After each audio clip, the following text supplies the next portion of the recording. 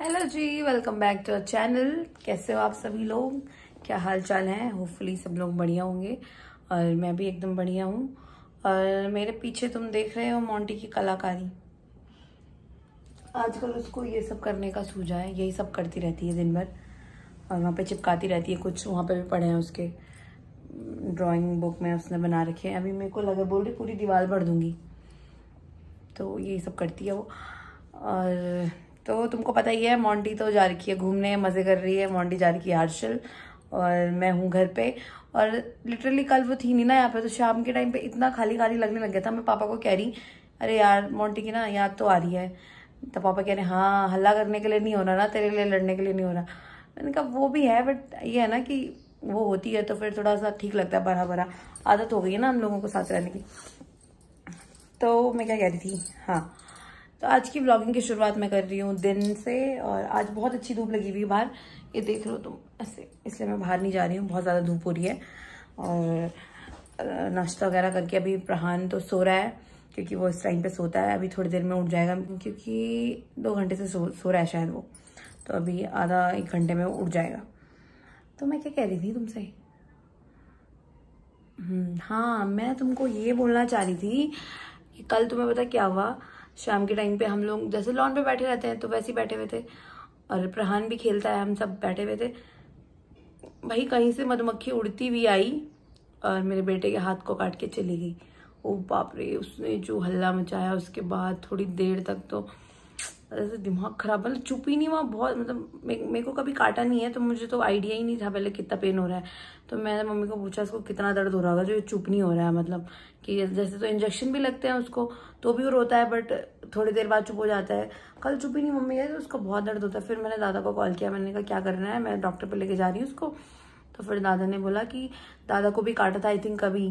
तो दादा ने, भाई दादा नहीं होते ना तो क्या होता, दादा ने मेरे को बोला कि कहीं भांग होती है ना, पता ही होगा तुमको हाँ, तो भांग होती है ना, भांग का पेड़ होगा वहाँ आसपास कहीं, तो वहां से उसके पत्ते लेके आ, उसको कूट और उसका जूस निकाल, और वो उसके जहाँ पे काटा है वहां पे लगा के वो पूरा, मतलब ऐसे पीस के उसको पूरा लगा दे। जूस निकालने के बाद वो सारा जो मटेरियल बचेगा उसको पूरा उसकी उंगली पे लगा दे।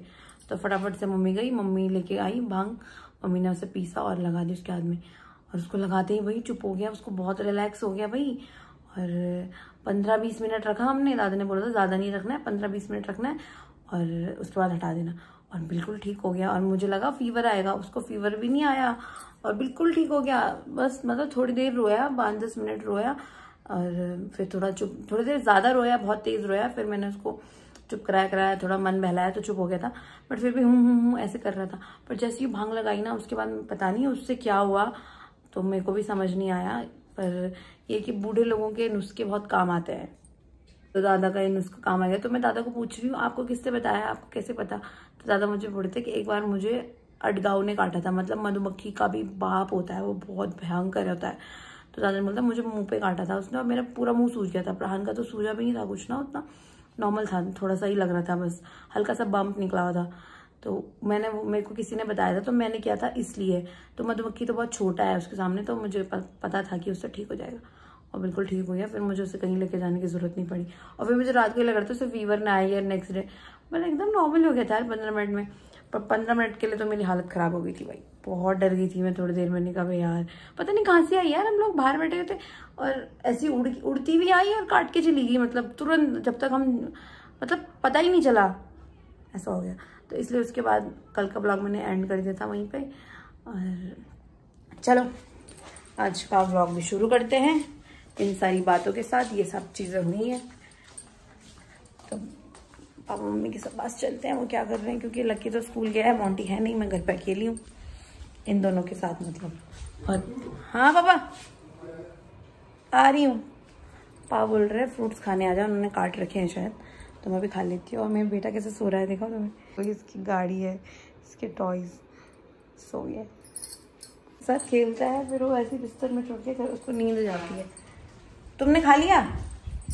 हाँ, जैसे मच्छी के पेट के अंडे होते हैं ना, एग्जैक्ट वैसे ही थे। और तो मैंने परसों भी नहीं खाया, मैं हुआ भी थी।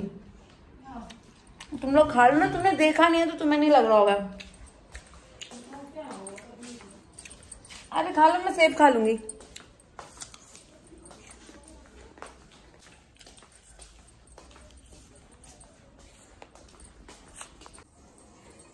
तो अभी लंच बनाने का टाइम हो गया है और आज के लंच के लिए मैं बना रही हूँ कद्दू, क्योंकि कद्दू मेरे बेटे को भी पसंद है और हमें भी पसंद है कद्दू चावल खाना। तो कद्दू बना रही हूँ मैं। आज सुबह पापा लेके आए, ये कद्दू बहुत ही ज़्यादा अच्छा लग रहा है यार, एकदम सॉफ्ट सॉफ्ट, कच्चा कच्चा, फ्रेश है शायद। तो मैं भी खाना बना लेती हूँ, फिर मिलती हूँ आप लोगों से खाना बनाने के बाद। और ये मेरा कद्दू जिसे मैं छिल रही हूँ, मिलती हूँ थोड़ी देर में। प्राण अभी तक सो रखा है, अभी तक उठा नहीं, देखते हैं कब तक उठता है। ठीक है, मिलती हूँ फिर। और यार मेरे को एक बात बोलनी थी, मैंने सुबह से वीडियो अपलोडिंग पे लगा रखा है और अभी तक सिर्फ 7% हुआ है। अब बताओ मैं क्या करूँ? मेरा यहाँ पर नेट ही नहीं चल रहा यार। मैं जब से आई हूँ मैं इसी बात से दुखी हूँ। ना मैं इंस्टाग्राम चला पा रही हूँ, ना मैं कुछ सीरीज़ देख पा रही हूँ, ना नेटफ्लिक्स चल रहा है, कुछ भी नहीं चल रहा। बस एक व्हाट्सअप चलता है, वो भी इतना मुश्किल से। कोई वीडियो कॉल करेगा तो वीडियो कॉल भी नहीं हो पा रही ढंग से, बार बार रिकनेक्ट। और व्हाट्सअप भी कनेक्टिंग बता रहा है। अब लगा व्हाट्सअप को चलाने के लिए मुझे पहले फ्लाइट मोड में डालना पड़ता है फ़ोन, फिर दोबारा से नेट ऑन करना पड़ता है, उसके बाद मेरा व्हाट्सअप पे कनेक्टिंग दिखाना बंद करता है, मतलब कनेक्ट हो जाता है। अब पता नहीं, वीडियो मैंने लगा रखा है, अब कब तक आता है क्या आता है मेरे को भी कोई आइडिया नहीं है। ठीक है, अभी मे बी 3 आवर्स हो गए हैं उसे लगाए हुए और सिर्फ 8% अपलोड हुए हैं। अब तुम ही सोच लो कितना बेकार बुरी हालत है मेरे नेट की यहाँ पे। देखो गाइज, ये शैतान उठ चुका है और मेरे को परेशान कर रहा है। देखो बेबी, बाहर का मौसम देखो, कितनी धूप लगी है। देखो फ़ोन भी चाहिए। अच्छा, फ़ोन भी चाहिए आपको? आप व्लॉग करोगे? यस मम्मा, मैं व्लॉग करूँगा मम्मा।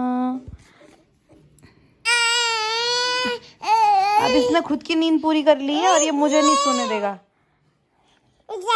अब ये चाहता है कि मैं इसके साथ खेलूं।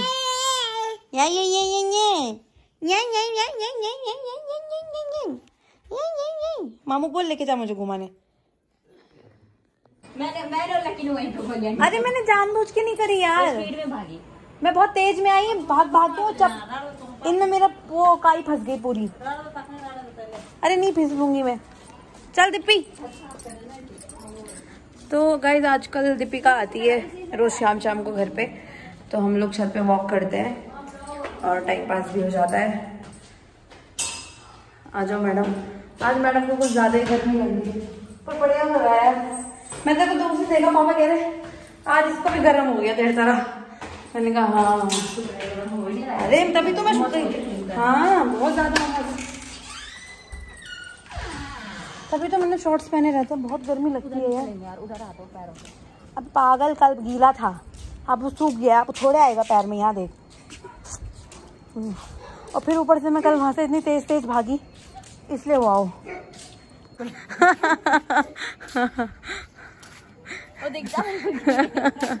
भाई व्यू इतना सुंदर लगता है यार हमारे छत से उत्तरकाशी, है ना? हाँ, हर्षिल जाने की जरूरत नहीं है। क्यों? घर की छत में आ जाओ। ठीक है, तू बात कर। तो गाइज मैंने अभी अपना ग्रीन टी वगैरह पी लिया है और उसके बाद मैं थोड़ा सा वॉक कर रही हूँ आजकल, क्योंकि अब थोड़ा मैं फ्री भी हूँ और अब मौसम भी सही हो गया है, तो दीपी भी आ जाती है, तो नीचे बैठे रहने से अच्छा है कि छत पे वॉक कर लो। वैसे तो मैं सोच रही थी कि बाहर जाएं वॉक करने, बट अभी तो पापा मम्मी ने मना कर दिया है कि मत जा, तबीयत वगैरह कुछ ख़राब हो गई तो। अब वैसे भी हम जाने वाले हैं ना, तो उनका यही है कि अब कुछ दिन रह रखे हैं तो कुछ गड़बड़ मत करना, सही सलामत जाना है हमारे घर से, तो जाने नहीं दे रहे। तो इसलिए हम छत पे ही हैं और होपफुली कल मोंटी भी आ जाएगी। और तुम्हें मोंटी ने अगर ब्लॉग बनाया होगा तो तुम्हें उसके हर्षिल ब्लॉग देखने को मिलेंगे। देखते हैं उससे बनाया है कि नहीं। क्यों ब्रो? अच्छी लगी फोटो रखी उसने, देखी तूने? इसको बहुत शर्म आती है कैमरे के सामने। ये मेरे को भी आती थी बट पहले, तेरे को पता होगा, बट अब नहीं आती। धीरे-धीरे अब आदत हो गई। आपका उबालने लग गया ये झंगोरा। इतने छोटे बर्तन में लगा दिया और ज्यादा डाल दिया शायद। प्राण आप बाहर जाओ बेबी।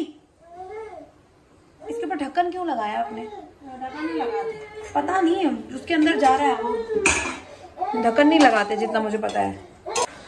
तो गाइस अभी डिनर टाइम हो चुका है और छत से वॉक करके भी मैं आ गई हूँ। दीपिका भी चली गई है, ठीक है। और तो पापा, मैं बना रही हूँ आज डिनर में बैंगन और ये बन रहा है झंगोरा, और मेरा पनीर खाने का मन था तो पनीर और मटर। हम दूसरी सब्जी इसलिए लगा रहे हैं क्योंकि पापा को डेयरी प्रोडक्ट नहीं लेने हैं, उनको मना कर रखा है डेयरी प्रोडक्ट लेने के लिए, तो वो पनीर वगैरह नहीं खा सकते, तो उनके लिए हम अलग सब्जी बना रहे हैं। तो चलो मिलती हूँ तुम्हें डिनर बनाने के बाद, ठीक है। इधर साइड ज़्यादा है गिरने का डर, पर ठीक है इसी को फैला देती हूँ।